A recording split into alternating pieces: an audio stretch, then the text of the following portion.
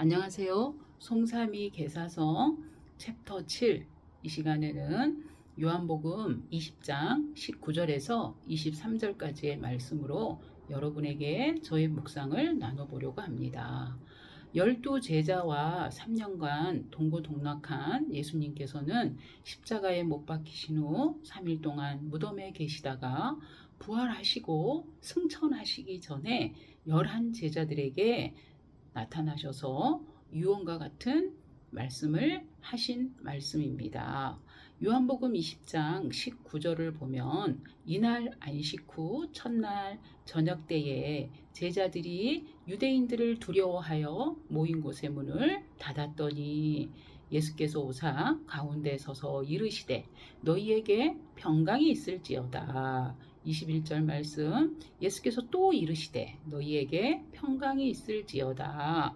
아버지께서 나를 보내신 것 같이 나도 너희를 보내노라 라고 말씀하고 계십니다. 이 말씀은 누가복음 22장 29절과 같은 말씀이거든요. 내 아버지께서 나라를 내게 맡기신 것 같이 나도 너희에게 맡겨라고 말씀하고 있습니다. 예수님께서는 3년간 제자들을 교육시키신 후 하나님께서 계획하신 하나님의 나라를 예수님을 통한 11제자에게 맡기신다는 말씀입니다. 예수님께서 이 땅에 오시기 전 이스라엘 유대 민족은 하나님을 섬기는 예법이 예루살렘 성전에서 짐승제사를 절기 때마다 그리고 죄를 지을 때마다 드렸습니다. 출애굽 시대부터 회막, 장막에서 하나님을 섬겼다고 보면 1400년 정도를 성전의 제사를 드리는 유대 민족 역사와 정통 문화였습니다. 이 길고 긴 역사를 예수님께서는 이 땅에 오셔서 이 문화를 바꾸려고 하십니다. 몸소 예수님 자신을 십자가에 죽음을 맞이하시면서 이스라엘의 성전 짐승 제사가 효력을 상실했으니 11제자들에게 새로이 시작되는 하나님의 나라를 맡기시는 유언의 말씀입니다. 가룟 유다가 빠져서 11제자라고 말하고 있습니다.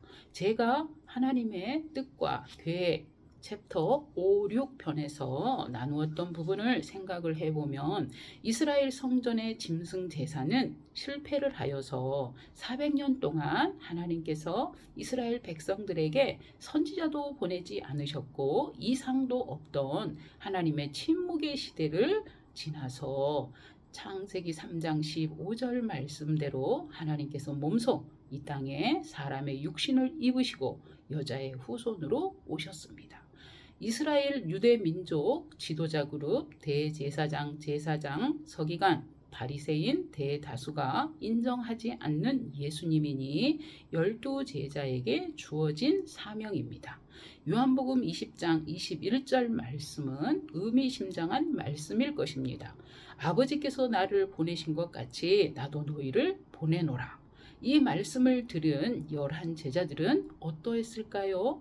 예수님께서 십자가에서 죽으시는 사건만으로도 제자들의 모든 야망이 사라지고 어안이 벙벙한 채로였는데 무덤에 계시지 않는 예수님으로 또 놀라고 이 일을 어찌해야 하는지 겁에 떨며 숨어 지내는데 또한 성전 지도자들이 예수님도 십자가에 죽였으니 자신들도 붙잡아 죽일지도 모른다는 불안과 두려움 속에서 숨어 있을 그때에 제자들에게 예수님께서는 몸소 찾아와 주셨습니다. 요한복음 20장 20절 평강이 있을지어다. 이 말씀을 하시고 손과 옆구리를 보이시니 제자들이 주를 보고 기뻐하더라. 11제자들은 아마 뛸 듯이 기뻐했을 것입니다. 이 기쁨은 가지고 있던 불안과 두려움을 물리쳐 주었을 것입니다. 예수님께서 평강을 선포하시고 하시는 말씀은 22절 그들을 향하여 숨을 내쉬며 이르시되 성령을 받으라 였습니다. 이 말씀은 과연 무슨 의미일까요?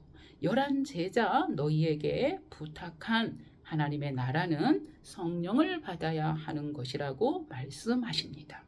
이스라엘 민족이 하나님을 섬겼던 성전 제사는 더 이상 하나님께서 받지 않으시고 침묵하시니 효력이 없으니 이제는 새로운 하나님 아버지를 섬기는 시대를 열한 제자들에게 맡기신 것입니다.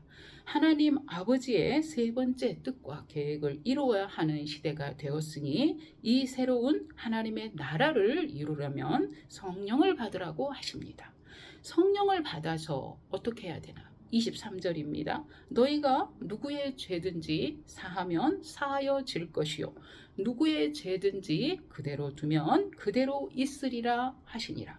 하신 예수님의 이 말씀대로 예루살렘 성전에서 죄의 대가로 드려졌던 짐승 제사를 이제는 성령 하나님으로 예수님께서 몸소 짐승 어린 양이 되어 주셔서 십자가에 죽어 주신 걸 깨달아서 누구의 죄든지 용서를 할 수 있는 시대를 열어야 하는 것이었습니다.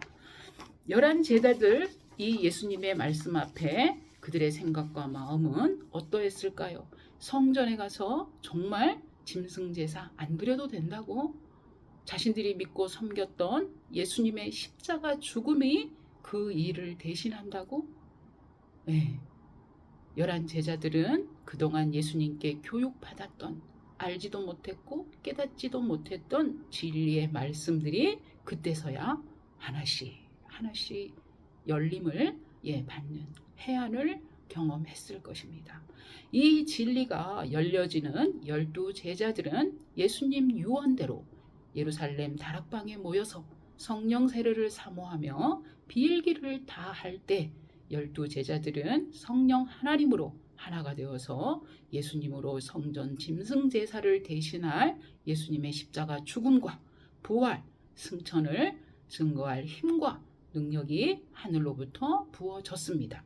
가는 곳마다 12 제자들은 예수님을 전하고 성령 하나님의 엄청난 역사로 역사의 불을 이어나갈 수 있게 되었습니다. 예수 그리스도께서 이 땅에 임재하시는 예수 그리스도의 성전이 각 사람의 심령 속에 들불처럼 번져나가고 급기야 안식일이 아닌 예수님 부활하신 안식 후 첫날을 예수님 십자가 사건을 예배하며 깨닫는 주일로 자리를 잡아 나아갔습니다. 이스라엘 예루살렘 성전 지도자들은 멈추지 않는 성전의 짐승 제사로 유대교를 고수하고 예수 십자가 복음으로 주일에 예배하는 그리스도교가 공존하게 되었습니다. 이스라엘 유대 민족이 1400년 동안 죄를 해결하기 위해서 예루살렘 성전에서 죄로 죽어야 하는 징계를 짐승으로 제사했지만 이제는 하나님의 아들 독생자 예수 그리스도께서 몸소 십자가에 죽으심으로 성전의 짐승 제사를 단 한 번으로 끝을 내신 예수님께서 이 십자가 사건을 영원토록 잊지 않도록 죄사함의 은혜를 잊지 않도록 하시려고 은혜를 보호하시는 보혜사 성령님을 십자가 사건 전에 12 제자들에게 이미 말씀하셨습니다. 요한복음 14장 18절 내가 너희를 고아와 같이 버려두지 아니하고 너희에게로 오리라. 16절 내가 아버지께 구하겠으니 그가 또 다른 보혜사를 너희에게 주사 영원토록 너희와 함께 있게 하리니. 14장 26절 보혜사 곧 아버지께서 내 이름으로 보내실 성령 그가 너희에게 모든 것을 가르치고 내가 너희에게 말한 모든 것을 생각나게 하리라. 요한복음 16장 7절입니다. 그러나 내가 실상을 말하노니 내가 떠나가는 것이 너희에게 12 제자에게 유익이라. 내가 떠나가지 아니하면 보혜사가 너희에게로 오시지 아니할 것이요 가면 내가 그를 너희에게로 보내리니 하고 말씀하고 있습니다. 요한복음 16장 8절 성령님께서 그가 와서 죄에 대하여 의에 대하여 심판에 대하여 세상을 책망하시리라. 13절 그러나 진리의 성령이 오시면 그가 너희를 모든 진리 가운데로 인도하시리니 그가 스스로 말하지 않고 오직 들은 것을 말하며 장래일을 너희에게 알리시리라. 14절 그가 예수님 내 영광을 가지고 나타내리니 예수님 거 내 것을 가지고 너희에게 알리시겠습니다. 15절 무릇 아버지께 있는 것은 다 내 것이라 그러므로 내가 말하기를 내 것을 가지고 너희에게 알리시리라 하였노라. 이 말씀을 통하여서 요점 정리를 해보면 예수님께서는 12 제자들에게 본인이 떠나갈 것인데 너희를 고아처럼 버리지는 않는다. 그리고 예수님께서 떠나가야 너희에게 유익이다. 내 죽음과 부활이 갖는 의미를 누군가는 너희에게 알릴 것인데 그 일을 할 하나님의 또 다른 분 성령 하나님께서는 영원토록 너희와 함께 하사 너희에게 예수님께서 가르치셨던 누가복음 5장 24절 그러나 인자가 땅에서 죄를 사하는 권세가 있는 줄을 너희로 알게 하리라 하신 말씀대로 성령님께서 제자들 또는 예수를 믿는 자들에게 가르치시고 생각나게 하시고 모든 진리 가운데로 인도하시고 장래일을 알리시고 예수님의 십자가의 영광을 나타내신다는 말씀입니다. 예수님의 말씀은 하나님의 아버지 말씀이니 성령님께서도 하나님 아버지의 말씀을 알리신다는 것입니다. 이 말씀이 중요한 것은 구약의 성전 짐승 제사를 끝내고 예수님께서 몸소 십자가에 죽으시고 부활 승천하신 후 이 십자가 죽음으로 죄사함을 영원히 단 한 번으로 이루었다는 것입니다.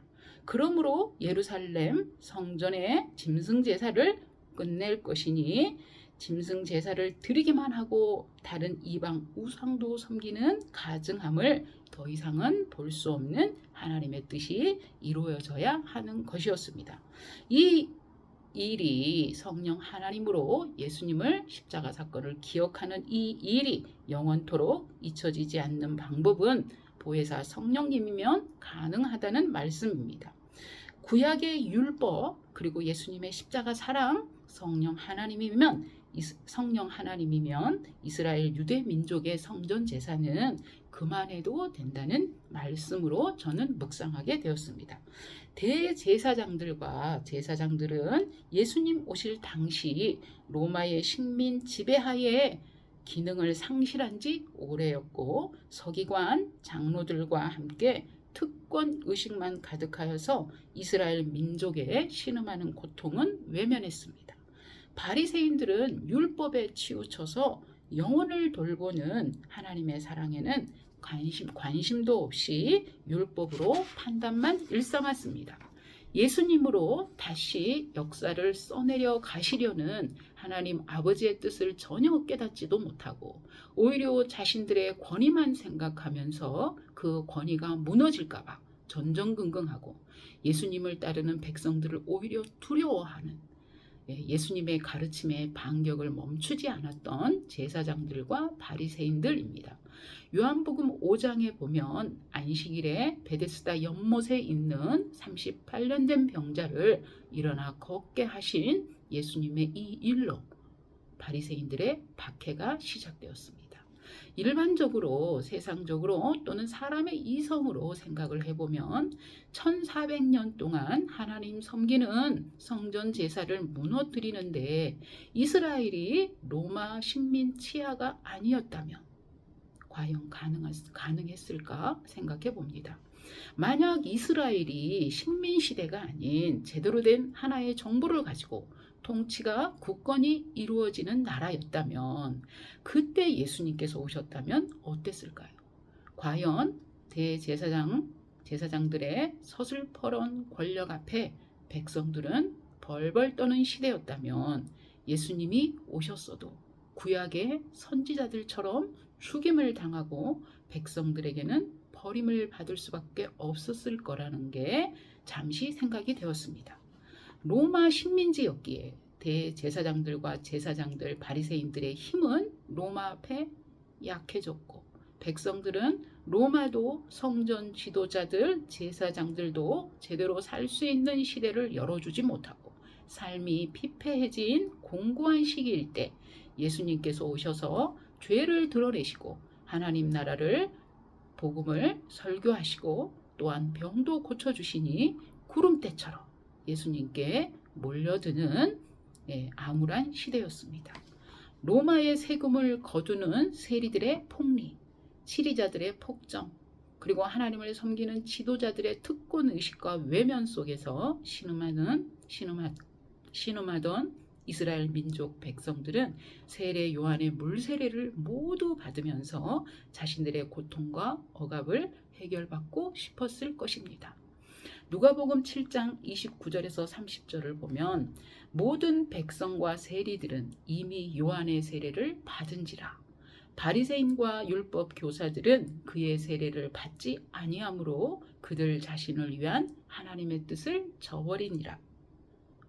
이스라엘 민족 백성들이 예수님을 절대적으로 믿고 따랐기에 성전 지도자들만이 세례도 받지 아니하고 예수님을 배척했기 때문에 예수님과 12 제자들은 성령 하나님의 막강한 역사 속에 새로이 펼쳐나가는 예수 십자가 복음이 될 수 있었습니다.